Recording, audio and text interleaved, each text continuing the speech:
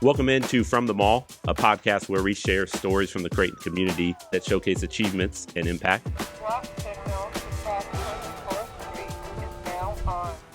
I'm your host, John Niatawa. On today's episode, we're joined by Anthony Tolliver.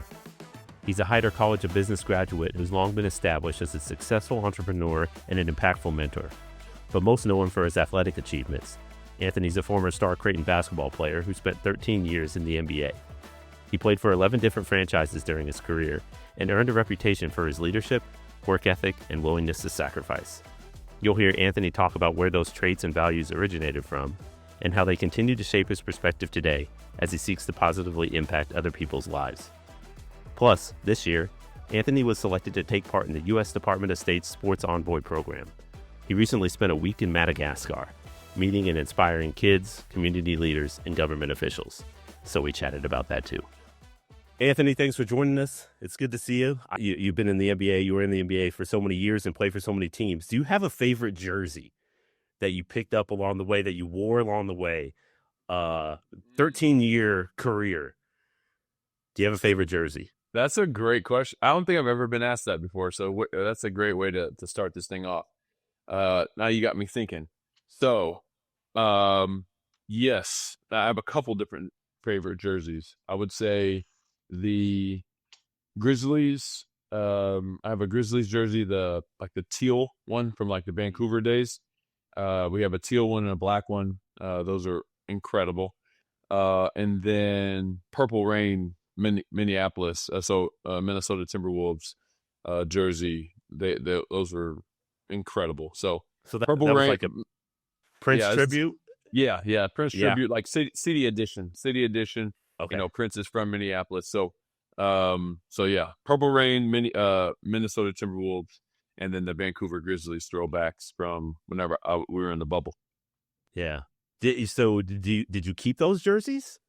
Keep? Oh yeah. Okay. For sure. Okay. For sure. You got at least one version of them. A lot of the times teams will have, sometimes two or three of the same jersey, right? And sometimes some teams are more generous than others, I would say, but sometimes they just give you all of them. And so I was able to give away a few to family members and friends and stuff. So, but yeah, still keep at least one jersey representing every team I played for. It was 11, right? Was that the number? Yeah, 11 NBA teams. Okay. 11 NBA teams. But the funny thing is a couple of the teams I played, or four of the teams I played for twice. So, and I think two of those times I changed numbers. So technically I have a whole different jersey. Gotcha. So it was like, yes, 11 different teams, but like I said, four of those teams I played for twice. Did you any other keepsakes that come to mind from the NBA that you cherish, things that you that maybe you can, now that the playing career is done, you look back fondly on? I like keeping the money. Other than the jerseys and making sure I don't lose the money that I got while I was in it. That is probably my favorite two things. Everything else, I've pretty much given away everything else. All the gear, workout stuff, shorts and shirts and t-shirts and dry fits and shoes and all that stuff. I've given away pretty much probably 98% of that stuff. But yeah, nothing else really. Not real big on keepsake stuff, but yeah, those two things I think I'll keep for the long term.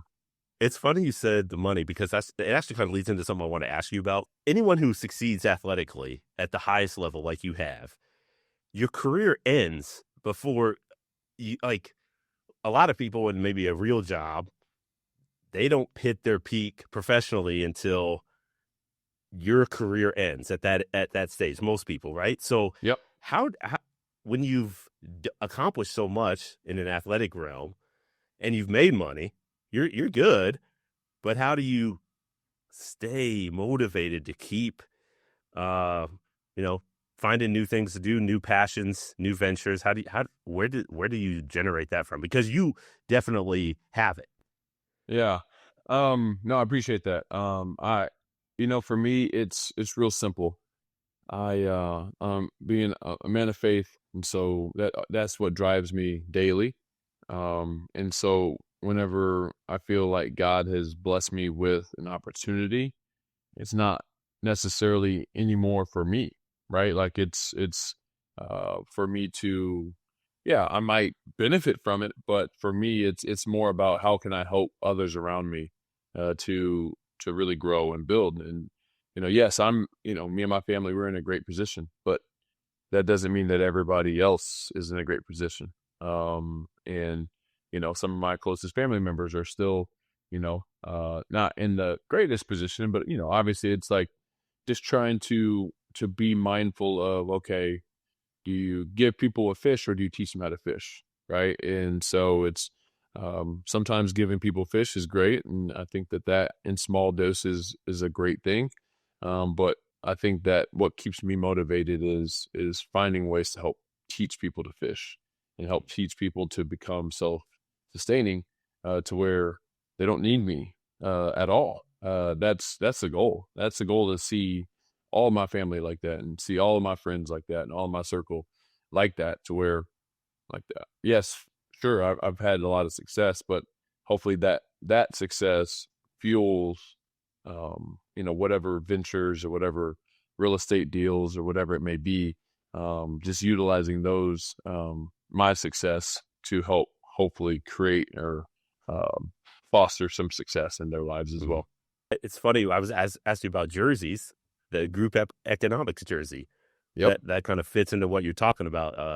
For those who don't know, you kind of gained some national notoriety. I can't remember exactly when this was. Was it during COVID when the NBA Yep. let you guys put whatever? It was really player's choice, right? Whatever you want on the back of your jersey, you chose group economics, which kind of brought attention to the importance of educating um, a community, family on just being more financially literate. Is that right? Am I defining it right? What was You're the you're point about s- that?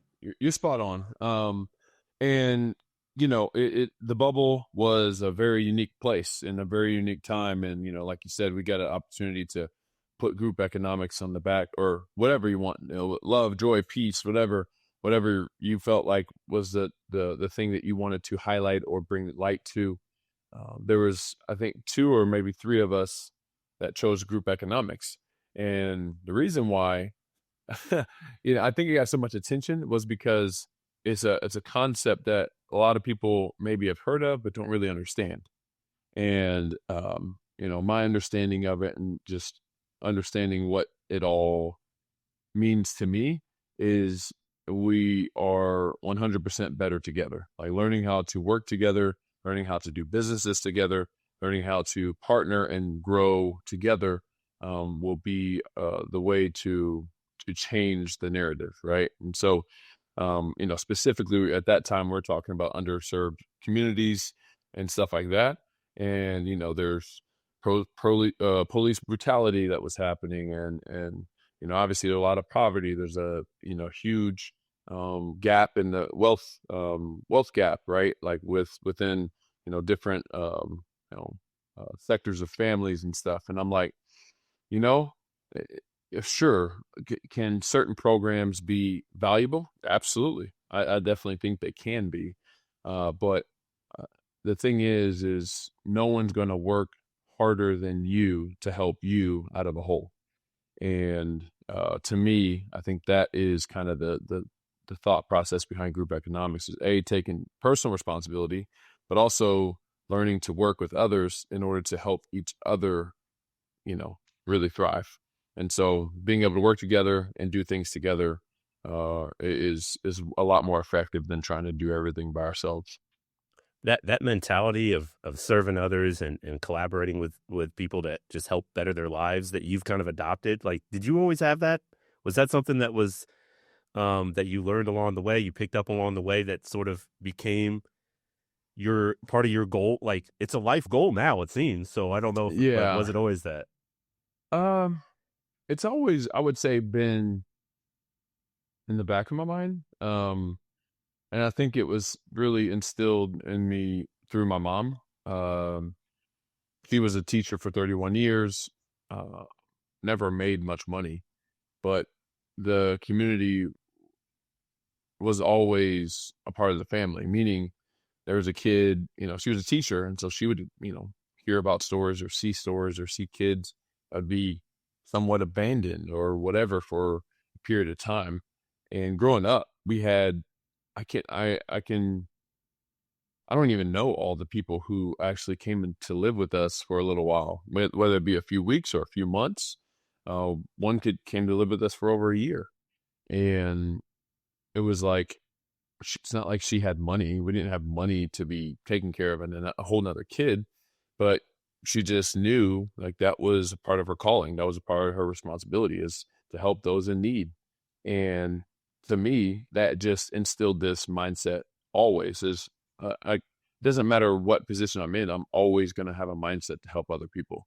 Um, I just have a much bigger platform and a lot more resources to be able to do that now than she ever did. And so, unfortunately, I lost her whenever I was 23, but it was kind of like that's the day I became a man, and I realized that, like, all right, like her legacy is now my legacy. And, all the people that she helped, all the people that she helped, really the trajectory of their lives. I mean, it's my responsibility to do the same. So it really comes from her, but it's always kind of been something that's been super important to me.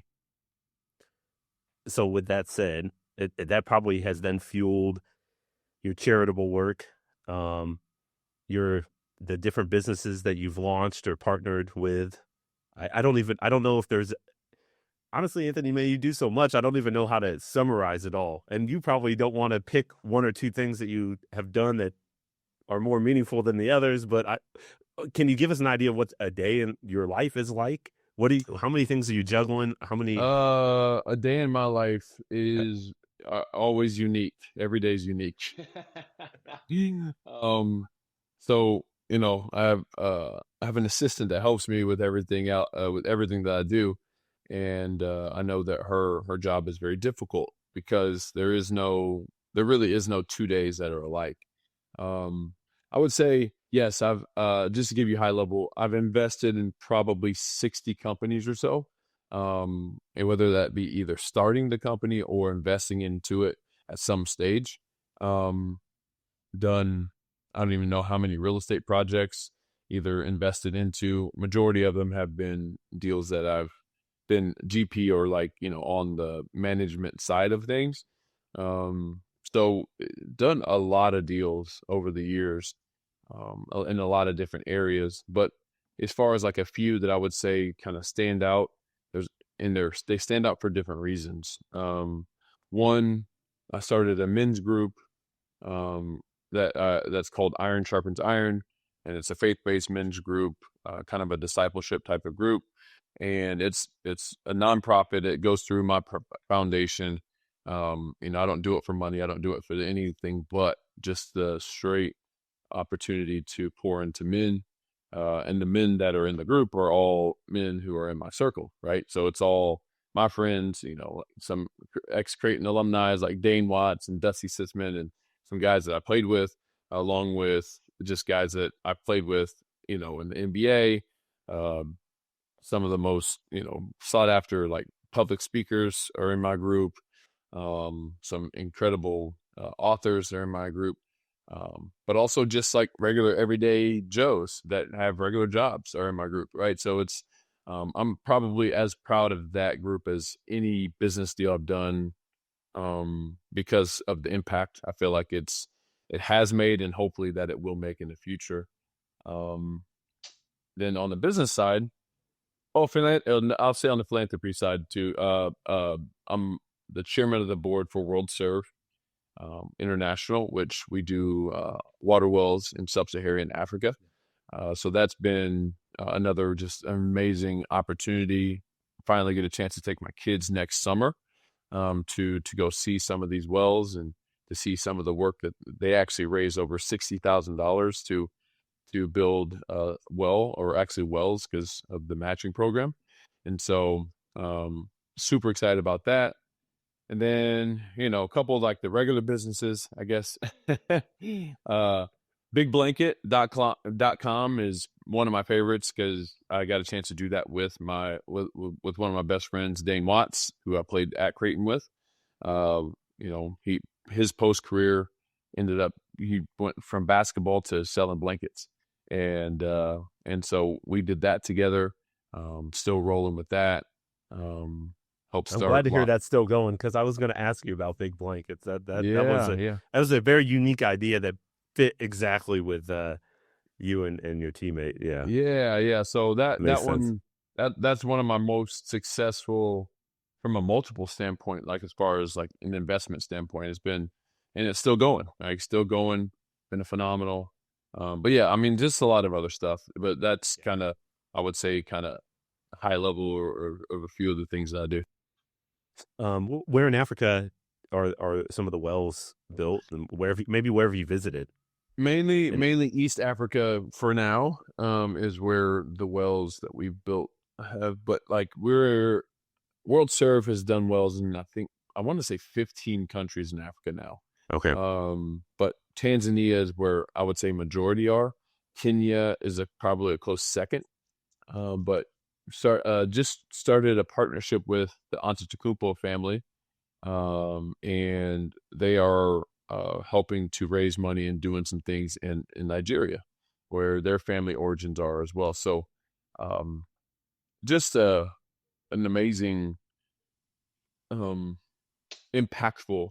And I guess if I had to say, there's one word that I like try to focus on when it comes to when and how and why I do things, it's like impact. It's like what type of impact do I get a chance to make by doing this, by saying yes to this, by investing in this, by putting my time and effort and energy into it? Is it going to make an impact on people? And if it does, there's actually a pretty decent chance that I'm going to really explore it. If it's just about making money, if it's just about, some business like big blanket, like, hey, is that impacting people's lives? Well, it is impacting my best friend's life, right? Because now he's able to, do things in life post basketball career that he wasn't sure if he's going to ever be able to do, right? So the answer is yes. It is impacting. So, um, but yeah, that's kind of the deciding factor for me. did you ever think? I don't know if you thought about this growing up in high school or college, even about that word impact. 'Cause I don't. At that point, you probably were thinking, "How can I get to the NBA? How do I get better as a basketball player?" I mean, that's what most college athletes' kind of mindset is. Yep. Did impact was impact part? Did you ever think you could have impact? Yeah, I did. And I've always been realistic about it because, I think that some people kind of look at impact and they think if I can't affect the whole world, then it's not worth doing. If I can't affect millions of people or hundreds of thousands of people, what's the point? If I'm only affecting one person, then what's the point of going through all that effort and energy? I'm the complete opposite. When I go do a keynote speech or if I go do anything, and I have the opportunity to be in front of people, I'm like, if I help one person in this room, it's worth the time. It's worth the effort and energy because it could be a seed that's planted in that person's mind that literally changes the trajectory of how they look at life.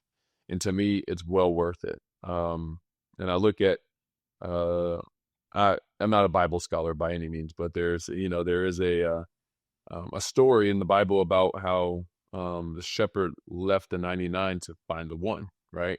I think that's a perfect example of kind of generally how I look at things when it comes to impact. It's not about the numbers. It's not about impacting the 99. Yeah, of course I want to impact the 99, but really I'm just looking for the one. I'm just looking for the one that I'm meant to be there for. And if it's one or 100 or 1,000 or 1 million, amazing. But if it's as long as it's one, then it's great. The water wells, it's hey, I don't I know that it impacts more than one person. I know that it impacts, generations of families, thousands of families, that these water wells can help and bring health to. And so yeah, just always staying in that mindset of impact. But at a young age, I wouldn't necessarily say it was like, yeah, this is number one on my list or whatever. Sure. I was really focused on making it to the NBA, but I was focused on making it to the NBA because I knew that I wanted to make impact, right? So it was like, it wasn't primary, but it was secondary, to the tool that I could use to actually create impact. Well, I wanted to share. It just came to mind. I remember this from a few years ago. Speaking of impact, you had impact on me, kind of in a different way because you went to a school and the kids were kind of ragging on you for maybe some sort of I don't know if you got Dunked on or something. Is it dunked on something? But the video like either went viral or it popped up on my feed, and I was just thinking about how amazing it was for an NBA player to kind of take the hits of these kids who like none of them are going to be in your shoes. You've done so much, but seriously, they're ragging on you and joking with you like, oh man, Anthony, AT, what happened? But you took it and you just were basically a bright light in their day, and I thought that was really wonderful just to see that and a good reminder of what kind of impact we can have, just interacting with kids in that way. So that was cool. Oh yeah, awesome. Where was that? Do you remember? Well, it's happened more than once, so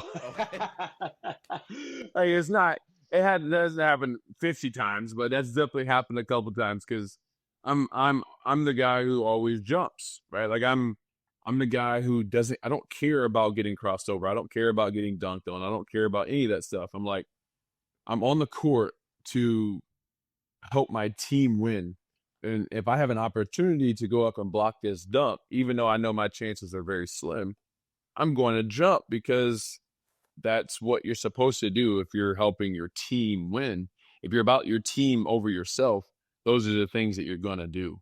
And I've always just been that guy. And that's why that's probably why I played 13 years in the NBA and for 11 different teams and whatever. It wasn't because I was the best shooter. It wasn't because I was the best rebounder, the best shot blocker, the best anything. I wasn't the best at anything. But I was consistent, right? I was really solid in a lot of areas, but also I just didn't care about anything but the team's success.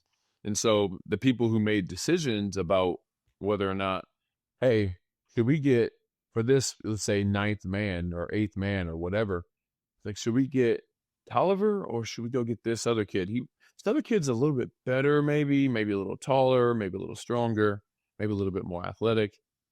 But I know Tolliver, whenever he's getting out there, he's going to bust his tail every single play. He's going to dive on loose balls. He's going to take charges. He's going to do all the tough stuff. Yeah, let's get Tolliver, right? Like every team wants and needs, like coaches love players like myself, and I'm not bragging about it. It's just because like I know that and I knew that, and so then I became that, right? I was like, that's me. That's what I'm going to be. I'm going to be that guy that every coach wants on his team. Because he knows he's not going to screw up. He's going to stay out of trouble off the court. He's going to play super hard. He can play multiple positions. He's going to do what you tell him to do, right? And so for me, that was my calling card, and that allowed me to stick around for a really long time. One of the things that prompted this conversation, Anthony, was a trip you recently made to Madagascar. Now, it was arranged by another Creighton alum, or he helped make it happen. So it was a kind of a cool deal where we had two Creighton alums in the country of Madagascar, which I don't know, maybe probably the first time ever. I'm feeling like it might have been the first time ever. What was your reaction? Now you've taken trips, you've been around the world and in certain outreach events, but what was your reaction when you found out that you were being invited to Madagascar, which I assume you have not been to? I had not been to. I'd only heard of Madagascar from the cartoon movies. My kids have watched those, so my version of Madagascar was much different than the real one. But yeah, I when I first got introduced to the idea, I thought it was a scam. I was like, "What? What are you talking about? You want to invite me to Madagascar to do what? Like, who are you? Like, what?" What do you guys I've never heard of Sports Envoy with the U.S. Embassy. Like, you guys are, this is some pranksters or something. But I just, gave it a chance, listen to what all they do, did a little research on the Sports Envoy, and saw that there's been legends, a lot of legends that have gone on these trips or all around the world and done these trips and done, kind of a best way to describe it. It's kind of like using sports to build relations, relate like government relations, local relations, like with the people, but also with the government, also with the U.S. Embassy. So it's kind of like, hey, come here, create these events, create these symbiotic opportunities for everybody to be in the room, to talk, and to like get closer to one another. But like the stardom of the NBA, the WNBA from Sylvia, was, hey, this will bring people, and then now we'll have the opportunity to like share our hearts and share what we're doing, and so it was great. It was a phenomenal experience. Did you anything that sticks out about the trip memories? I don't know. I think you played an exhibition game. You got to talk to some kids, probably on numerous occasions. Yep. You got to see the country a little bit too. So what stuck out from the trip? Honestly, a couple things. Madagascar was maybe overall the most poor country I've ever been to, which broke my heart, right? Like Yeah. just seeing uh just how poor it was, but then you start understanding the why, right? Like they're having an uproar right now currently, Yep. Yep. which is par for the course, because people are sick of it. People are sick of not having any support. People are sick of not having a government that they feel is actually working in their favor. And so, what it made me realize and made me really appreciate is, yes, is our government perfect? Absolutely not. And it never will be, right? It never has been, never will be. But man, it makes me realize how important it is to have a stable, really solid government, to build infrastructure, to create like opportunities, to do things that you can't really do in a society just with individuals. So just have a whole different appreciation for that. So I would say that stuck out. And yeah, and then I would say stick out / it was maybe my favorite part of the trip was going to the orphanages. Seeing like one of them in particular was just heartbreaking. It was the place was kind of in the back of this alley, and it was one in particular that would take in kids that had been abandoned, like specifically abandoned, right? And so it just broke my heart, just seeing, you see a poor country, but then you see the poorest of the poor, right, of that country, and that just was something that just mind blowing, eye opening. Once again, just made me realize just how blessed we are to live in this country, and to even the poor in this country.